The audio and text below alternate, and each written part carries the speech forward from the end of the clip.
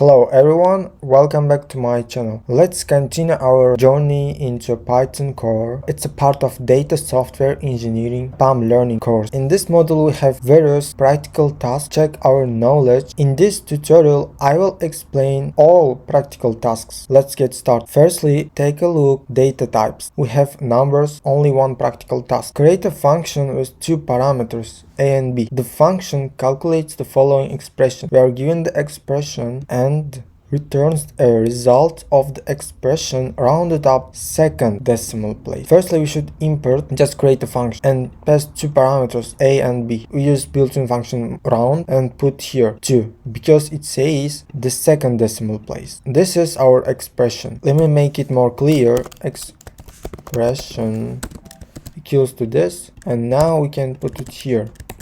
Okay, we have expression and we will round this 2 decimal places.